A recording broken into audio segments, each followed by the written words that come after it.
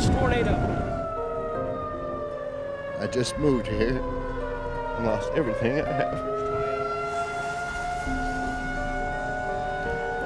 Wife's good, kids are good. Grabbed our dog and went down into the storm shelter and waited it out in the neighbor's storm shelter.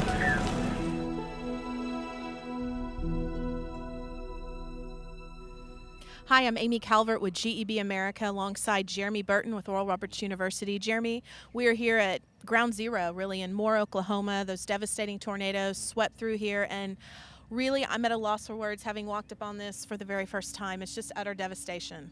Absolutely. We're actually sitting in and around what used to be a convenience store, and you can just see the sheer power of the storm, the tornado that hit. There are cars behind us that are just mangled beyond recognition. But we're here in a hopeless situation knowing that there's hope, and that's what we want to bring to you today during this program. Is there are so many people from around the nation that are bringing help and support here, including ORU alumni and our friends at Convoy of Hope. Convoy of Hope is someone that we're partnering with to help bring relief to the city of Moore. You can send a gift, a $10 gift to Convoy of Hope now by texting the word convoy to 50555, and we actually have a group of ORU students that are helping Convoy today deliver food and water. Absolutely. It's a much needed thing right now, especially for these people who have nothing. They've lost everything. So I encourage you, as Jeremy said, to pick up your phone and make that small donation that can change so many lives. And right now, we want to take a look and introduce you to some of the people at Convoy of Hope alongside the Oral Roberts University team who are out there making a difference right now. By now, you've already heard the news that has devastated the city of Moore, Oklahoma. We have deployed all of our assets to the area, equipment, staffing, supplies, and resources. We're going to assist the city with food and water and supplies, but also address the needs for long-term recovery to the area, such as debris removal, working with teams. Convoy of Hope is going to do all we can do to serve those who need us the most. God bless you, and thank you for giving. I'm here with Adam McMullen from Convoy of Hope. They are unloading the trucks. They've got water behind us. You all are ready to go. Tell us what you're going to be doing for the citizens of Moore today. Well, we're going to be bringing them relief and hope. We brought 3 tractor trailers in from Springfield, Missouri, our headquarters. We loaded them up with food and water that you see here. We're unloading them today, and we're going to start getting them out to the people of Moore who really need it. We've already committed to being here for days, weeks, if not months. So this is going to be an ongoing process for us here in Moore and bringing hope to the people here in Oklahoma. How important are volunteers, like, we've got a group of ORU students coming. How important is that to Convoy's efforts here? We wouldn't be able to do anything that we do without volunteers. And, we thank all of the people who volunteer with us in all of our disasters. People come out of the woodwork in communities when their neighbors are hurting, just like you all here in Oklahoma. These folks are just down the street from you. And, we depend on you all to help us get the food out, get the word out, and to really mobilize in these locations. So it's extremely important. So this is taking care of some immediate needs now, but we know that this is a long haul and more whenever you have this deep of a tragedy. What are you all doing for the long term? Well, what's going to happen after this? We're bringing in supplies, and we'll continue to do that. But a major component of this relief effort here in Moore is going to be debris removal. In Joplin, they removed tons and tons of debris, and it took months, and we were part of that process during the entire time. So we'll bring in teams and coordinate volunteers to remove the debris from the site, which it'll take months, and we'll be here helping with that. How can they give? How can people give to Convoy of Hope? Convoyofhope.org, and then we have all of the information on our disaster relief on the site, and there's buttons there that can take you to give. And you can also text Convoy to 50555, and it's a $10 donation. It's a quick and easy way to give, and that $10 will go a long way in this recovery effort.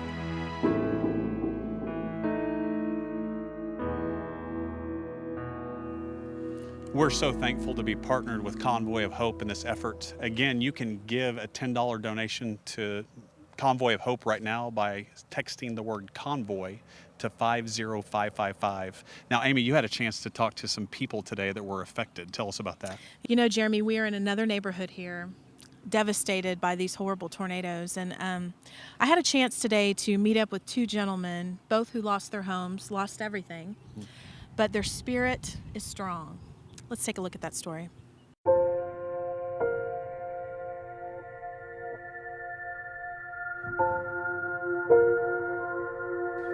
I'm here with Jeff. Now, Jeff, this is what is left of your home. First of all, I'm so sorry. I can't imagine what you guys are going through, but in the short time I've talked to you, you're a really awesome guy, and your spirits just seem up. What are you feeling? Well, I'm really grateful. You know, we didn't lose anything that can't be replaced. Wife's good, kids are good. So, That's what's important. doesn't get any better than that. That's right. Yeah. Now, So- you said you weren't here. No, I wasn't here. I was at work. My wife wrote it out in the shelter across the street. We got awesome neighbors around here. That's one of the biggest things I like about it. So we're all, we're doing well. We're blessed. So. It sounds like your neighborhood here, you all are a family. Well, we got a good deal. The neighbors have been here for quite a while, and they look out after each other and take care of each other, and and that's what's important, and so that's one of the reasons why I'll stay, because you can get a new house, but neighbors are tough, to get good neighbors. Yeah. So. Well, a lot of people are looking at this, and I know myself being here just today, it's hard. I can't even imagine what you're going through. I know you said this is your wife's car back here that landed on the house, but what do you tell people?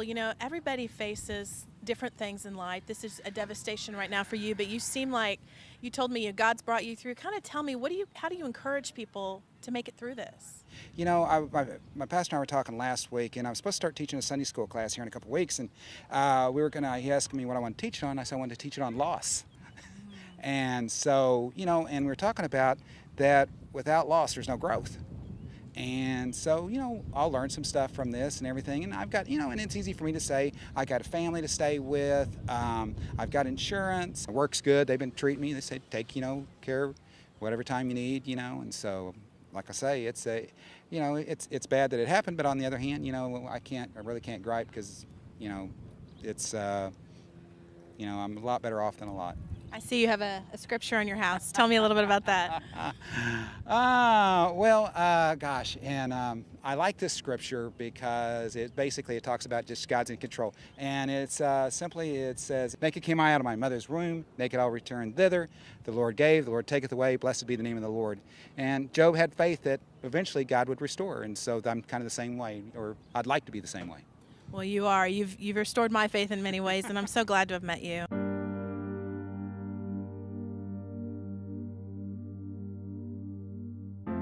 I know your name's Richard, but you said I could call you Mo. And Mo, we are, first of all, standing here on what was your doorstep.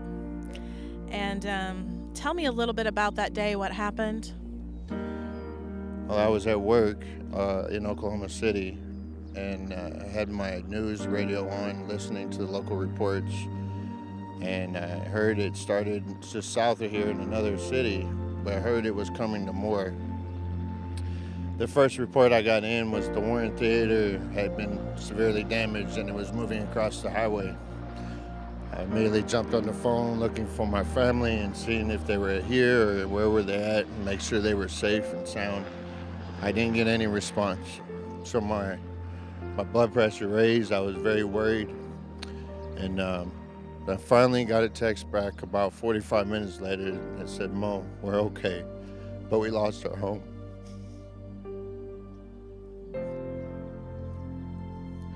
I just moved here, rented a room off of them, and lost everything I have.